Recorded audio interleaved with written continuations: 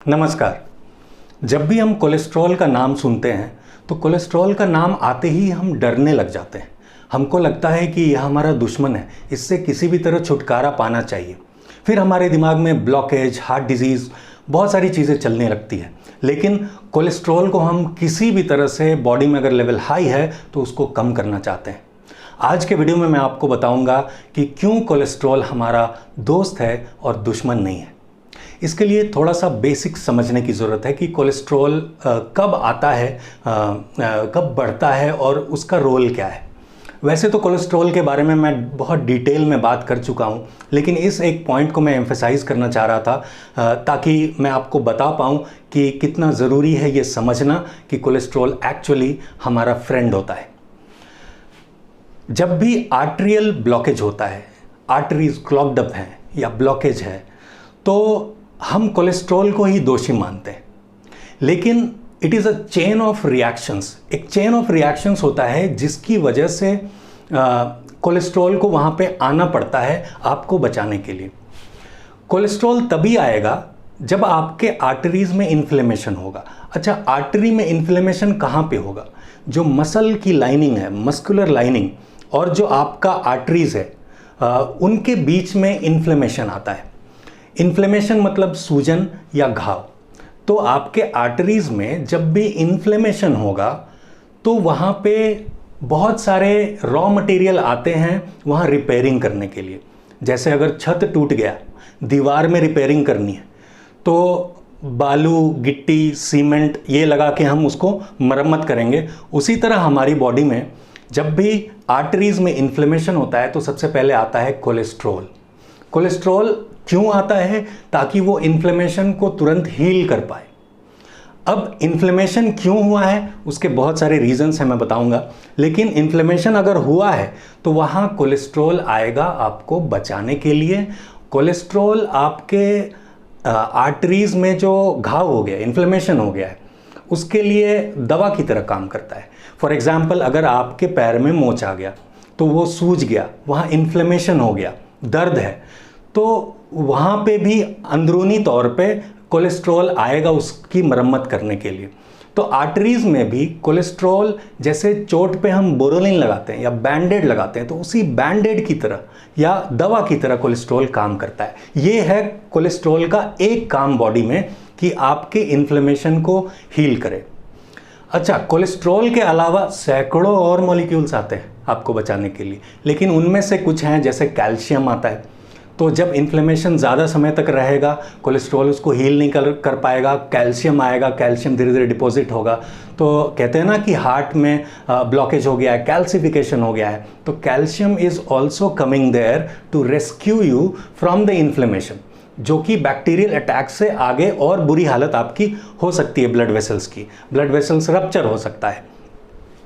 तो इन्फ्लेमेशन की वजह से वो कोलेस्ट्रॉल आया हील करने, और कैल्शियम आया, या फिर कनेक्टिव कोलेजन टिश्यूज़ भी, मॉलिक्यूल्स भी आते हैं। बहुत सारे अदर मॉलिक्यूल्स हैं, मैं अगर ज़्यादा बताऊंगा तो आप कंफ्यूज हो जाएंगे। जैसे कि पॉलीसैकेराइड्स है तो उसमें मत नहीं जाते हैं।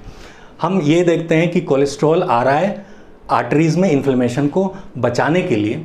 अब वहाँ पे ब्लॉकेज होता कैसे है? अब ये जानना ज़रूरी है कि हमारे आर्टरीज में इन्फ्लेमेशन क्यों हुआ है। इन्फ्लेमेशन के बहुत सारे रीजंस हैं, जैसे कि smoking can cause inflammation of the arteries, alcohol can cause inflammation, diabetes अगर लंबे समय तक रहेगी तो उससे इन्फ्लेमेशन होगा, ब्लड प्रेशर हाई है तो उससे इन्फ्लेमेशन होगा, अगर स्ट्रेस लेवल आपका हाई रहता है लंबे समय तक तो कोर्टिसोल एक बहुत ही डैमेजिंग हार्मोन होता है आपके ब्लड वेसल्स के लिए, तो उसकी वजह से भी इन्फ्लेमेशन होता है। और रिफाइंड फूड के कंजम्पशन से, खासकर रिफाइंड कार्बोहाइड्रेट्स जब आप खाते हैं तो वो इन्फ्लेमेशन को बढ़ाता है। लेकिन इतनी सारी बात पे अभी ध्यान नहीं देते हैं। दो बातें ध्यान में रख लीजिए कि इन्फ्लेमेशन का मेजर कॉज होता है, एक स्ट्रेस लेवल और दूसरा रिफाइंड कार्बोहाइड्रेट लेना। बहुत लोग कहते हैं ना कि मैं प्लांट बेस्ड डाइट पे आया और मेरा कोलेस्ट्रॉल ठीक हो गया, तो actually they have heeled the inflammation by plant based diet. Inflammation ठीक होने से कोलेस्ट्रॉल की ज़रूरत नहीं पड़ी तो वो अपने आप कम हो ही जाएगा। लेकिन अगर कोई मीट बेस्ड डाइट ले, नॉन वेजिटेरियन भी खा रहा है लेकिन केवल वो रिफाइंड कार्बोहाइड्रेट्स को अपने डाइट से निकाल दे तो भी उसका कोलेस्ट्रॉल कम हो जाएगा, क्योंकि इन्फ्लेमेशन ही हील हो जाएगा। तो कोलेस्ट्रॉल एक्चुअली आपका दोस्त है, आपका दुश्मन नहीं है। आपकी बॉडी को कोलेस्ट्रॉल की बहुत ज़रूरत होती है। आपके लगभग सारे हार्मोन्स कोलेस्ट्रॉल का कंट्रीब्यूशन होता है उसमें, स्पेशली सेक्स हार्मोन्स। और आपकी बॉडी में जो करोड़ों सेल्स हैं तो सेल वॉल कोलेस्ट्रॉल का ही बना होगा। तो कोलेस्ट्रॉल की ज़रूरत बॉडी को बहुत ज़्यादा होती है और पर डे डेली बेसिस पे आपकी बॉडी 3000 मिलीग्राम कोलेस्ट्रॉल बनाती है। अब कोलेस्ट्रॉल आपका हाई, आप एक अंडा खाने से डरते हैं। एक अंडे में कितना है कोलेस्ट्रॉल? एग यॉक में 300 मिलीग्राम। आपकी बॉडी पर डे 3000 मिलीग्राम बना रही है, अंडे में 300 मिलीग्राम है। लेकिन फिर भी बिकॉज ऑफ डिजीज़ मॉन्जरिंग मतलब कि वाइट कोट वाले खूनी लुटेरे आपको डराएंगे किसी बीमारी के नाम पे और आप उनके परमानेंट कस्टमर बने रहेंगे।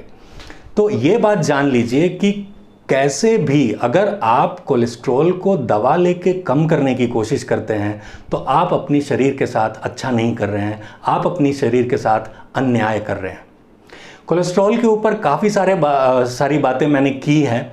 बहुत ही रिवोल्यूशनरी 2 वीडियोज़ हैं। दोनों वीडियोज़ के लिंक्स मैंने डिस्क्रिप्शन में दिए हैं। अगर आपने नहीं देखे हैं तो ज़रूर देखिए, ये आई ओपनर वीडियोज़ हैं। I strongly recommend you to watch, specially अगर आप स्टैटिन या कोलेस्ट्रॉल लोअरिंग ड्रग लेते हैं तो।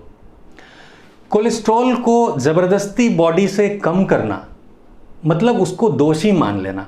ये तो ऐसा ही हो गया ना कि कहीं आपने देखा कि बड़ी सी बिल्डिंग गिर गई और वहाँ आपको ईंटें ही ईंटें दिखाई दे रही है और आपने ये मान लिया है कि इन ईंटों की वजह से बिल्डिंग गिरी है, तो अगली बार जब बिल्डिंग बनाएंगे तो ईंटों का इस्तेमाल नहीं करेंगे। ये एक तरह से बेवकूफ़ी ही हो गई। तो उम्मीद है आज की बात आपको समझ में आई। कोई सवाल हो तो कमेंट्स में लिख के पूछ सकते हैं। तो फिर मिलेंगे, तब तक के लिए स्टे हेल्दी, एन्जॉय लाइफ। नमस्कार।